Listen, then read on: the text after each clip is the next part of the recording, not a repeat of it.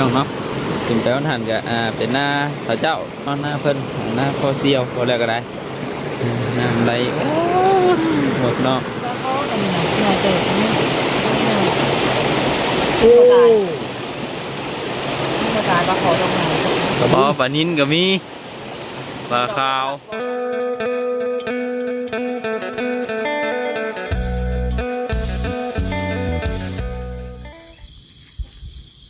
กราบสบายดีพ่อแม่พี่น้องเบิดสุขุสุคนเนาะ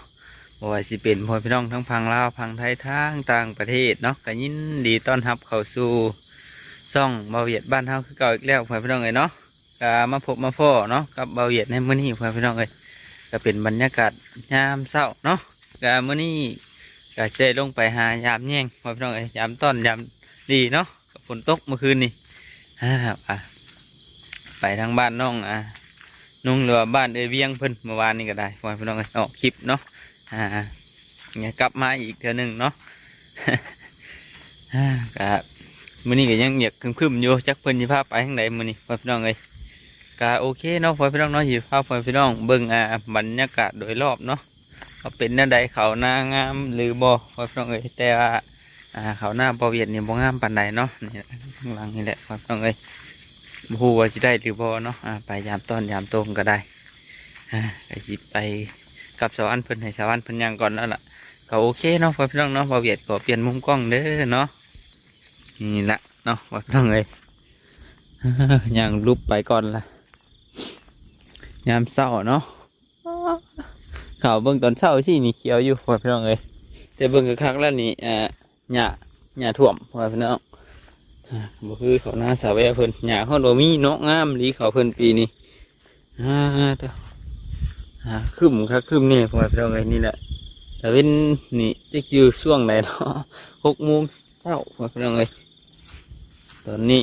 ที่บ่เวียดกำลังลงไปนะลงไปยามแยงวันนี้อยากให้ได้ตัดทำพ่อพี่น้องเลยต้องมายามแยงหาเฮ็ดอยู่เฮ็ดกินสักก่อนแต่เราก็ลงไปตัดหญ้าทั้งนั้นแหละทั้งนี้เนาะตัดพอได้แห่งงัวพอเพียงเลยงัวกระจอยแห้งแบบโวกบดเลยนะพอแล้วก็ได้พอพี่น้องแบบโวกบดเลยงัวนี่มันก็อึดหญ้ายามนี่พอพี่น้องเลยแบบผ่านในคอกเขาบอกว่าเขาปล่อยอยู่ตลอดนะปล่อยตลอดแรงตลอดฝนมันก็เลยหญ้ายุบหญ้าตายเป็นอย่างไรเด้เนาะทางอื่นทางไกลฝนตกพาลงอยู่บ่พอพี่น้องเลยพาดอยู่เนาะน้ำหวยน้ำห้องทางนั้นตกแห้งอยู่เลยขนาดนี้ก็น้ำจะลุ่นแห้งเติบอยู่ทางแถวพ่อคนหักมาเทศเพื่อน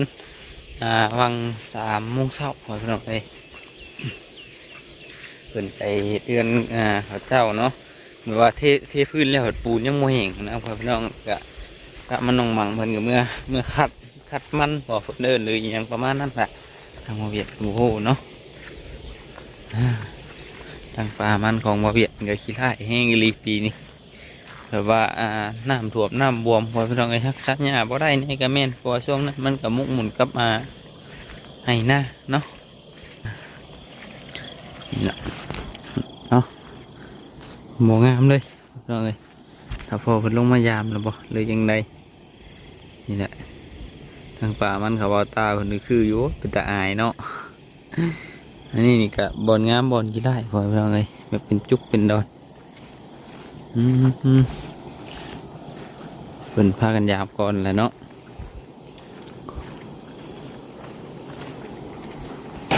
โอเคเนาะก็มาฮอดเรียบร้อย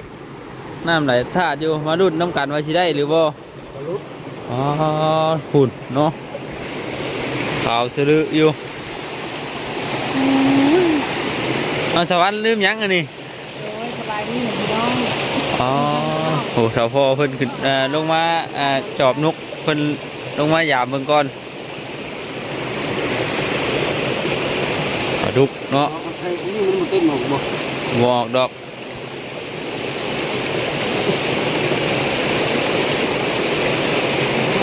รุ่นเบิ่ง1 โต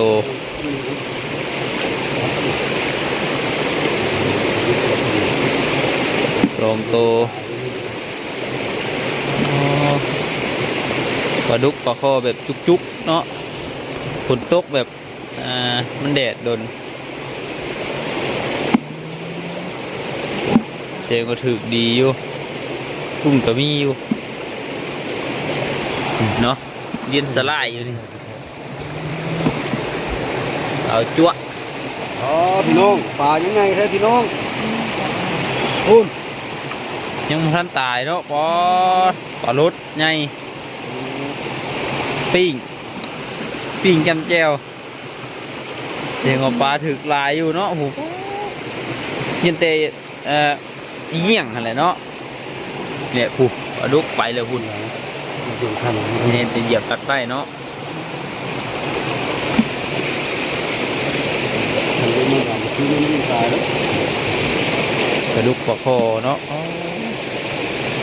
มีปลายบ่น้องกระสอบปออีโคใหญ่แต่เสียดายสลบแล้ว ของง่ายเนาะ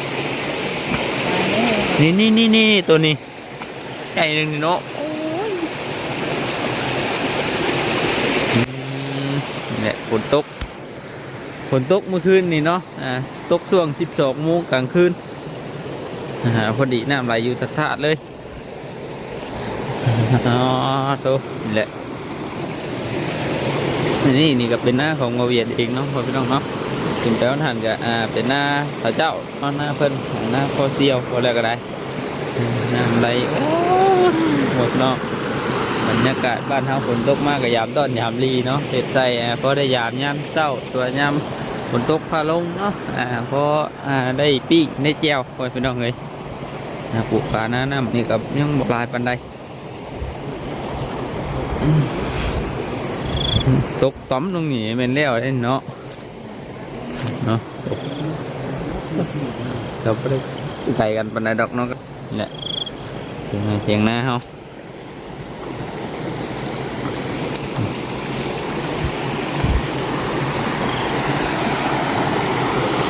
ปูดอ๋อจนยี่ครึ่งท่านครูดำน้อยนึงเต็มแล้วนี่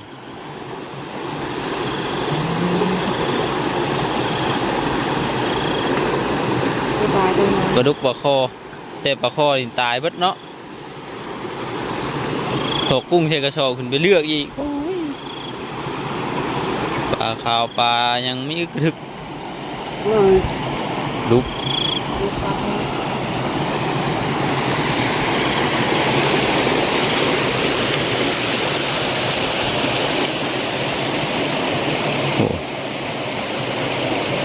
เสียดายแต่บุ้ยปลาบู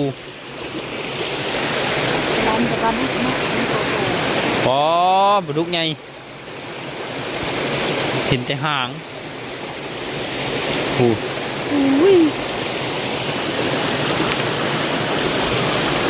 โหปลาดุกนี่ตายโตปลาดุกเนาะ ขอลายกระลังดีตัวตาตัวตาย ปลาดุกมันยืมได้แข็งแห้งผูกปอมันจะเหลืองๆเลยโอ้ทำไม่ลาย โอ้ปอมันไม่ใช่นี่ตัวใหญ่นี่เพื่อยามแล้วเบิ่งอีกนี่มีอีกอะไรนี่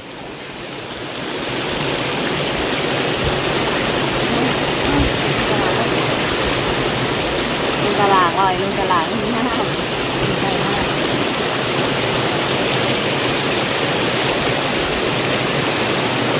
ปลาน้อยมุนเบิดปลาน้อยเนาะ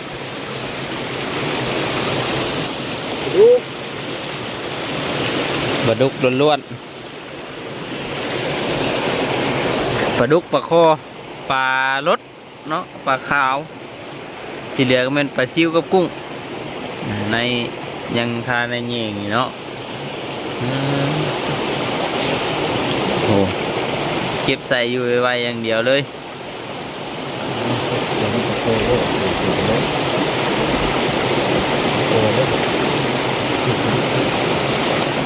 ลุงตะโคกันหน่อยเด็กนี่ตายปลาขอตรงไหน ปลานินก็มี ปลาขาว ปล่อยไว้บ่ ปลานินปลาขาวอ๋อปลาดุกสูงใหญ่เหมือนปลาดุกพันธุ์บ่ ปลาเน่าอีก โอ้ย เรียน ปลาดุกเป็นจุ่มอยู่เนาะเนาะอ๋อทุกปลาล้วนๆวิ่ง เอ้ย เรียบร้อย ผู้จับให้ผู้จับแง่ก็หลีกมือพร้อม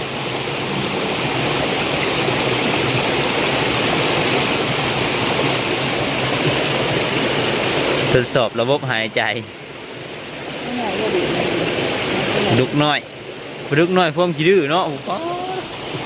เอาหยะอยู่ปลาดุกนี่นะ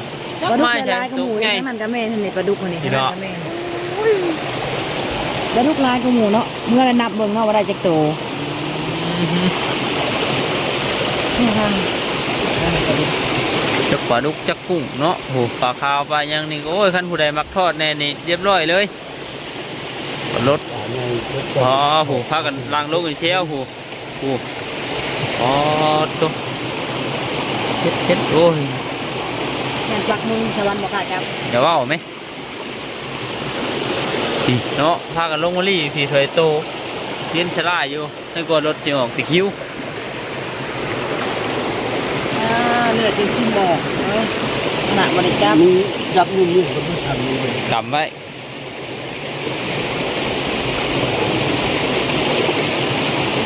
โหสั่นลงมาอีกรอบหนึงดิ้นเชี่ยวโห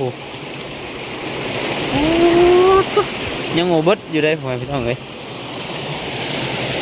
จริงๆแล้วนี่ไม่หน่อยปานใดได้นี่นะมีแต่ปลาล้วนปลาดุกล้วนๆเลยลายกระมูนี่คือปลาดุกโหมาอีกหนึ่งโตปลาดุกอีกดุกเรื่อยดุกอีกเนาะ เรื่อยๆไป มีแต่ปลาดุกกับปลาดุก มาคอนี่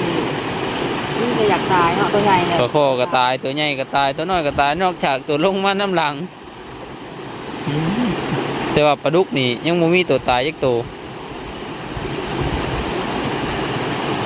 เป็นผู้บางคนเพิ่นว่าปลาดุกนี่ขั้นแต่มันดิ้นชิดหัวชิดหางเราบ่พอจับเพิ่นว่าถ้ามันลอยไปหน้าตรงๆแล้วนี่จับรถเราบ่ต้องย่านเพิ่นว่าเพิ่นมีมุนจับเด้โอ้จนสิครึ่งพูดพูเนาะน้ำก็ยังไหลแห้งอยู่น้ำยังไหลแห้งอยู่ยังถืออยู่ดอกเบิ่งนี่ก็ได้ปิดมาเจนี่อีกเลยดิ้นอยู่เชี่ยวอยู่เอาในปลาขาวๆนี่แค่ปีนลงถมแก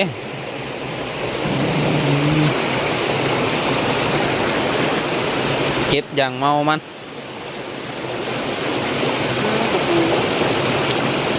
โอ้ปลาดุกปลาคอลายแห้งเลยต้องมายามแต่เถื่อถือแค่นี้คูเถื่อนี่โยทักปันยังปลาดุกอีกเลยเนาะโอ้ส่วนลายก็มีแต่ปลาดุกถ้ามีปลานิ่นปลายังนี่โอ้คักเลยมายามชุดก่อนถือปลาสูเนาะรุ่นฝนตกแต่เดินนั่นแหละปลาสูในแยงเนี่ยถือตัวนึงเราขึ้นไปปล่อยพอเท่าหน้าบ่มีขึ้นไปปล่อยไว้เพราะมันแพ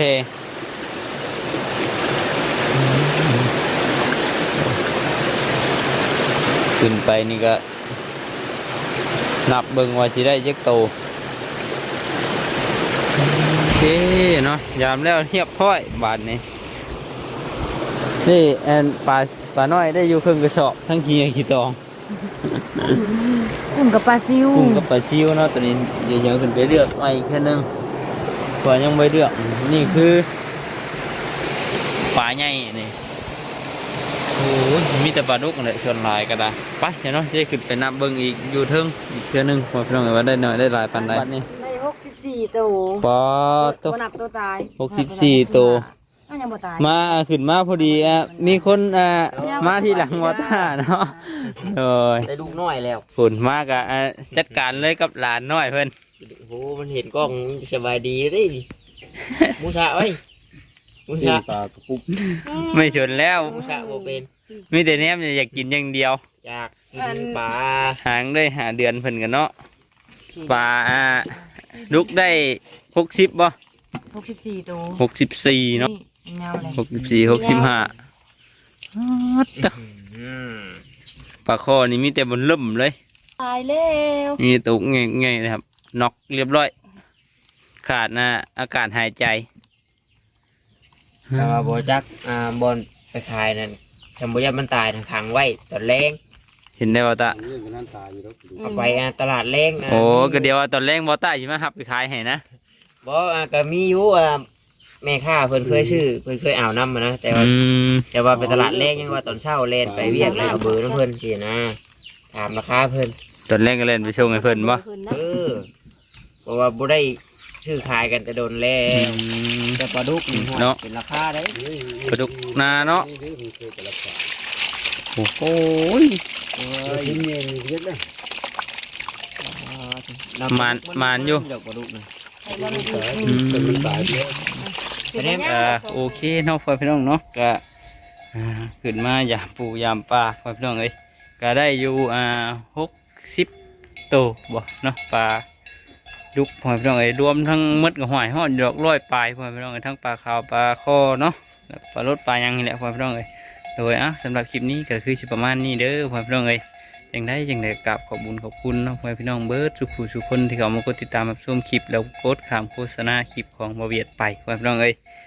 ท้ายนี้ก็ขอให้พ่อพี่น้องเนาะอยู่ดีมีแรงเบิร์ดทุกผู้ทุกคนความเจ็บอย่าได้ความไข่มีปรารถนาสิ่งใ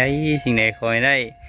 ดังใจมุ่งมั่นปรารถนาเด้อเนาะท้ายนี้บ่เวียดเองคือจะขอกล่าวคำว่าสบายดีพ่อพี่น้องเอ้ยบ๊ายบาย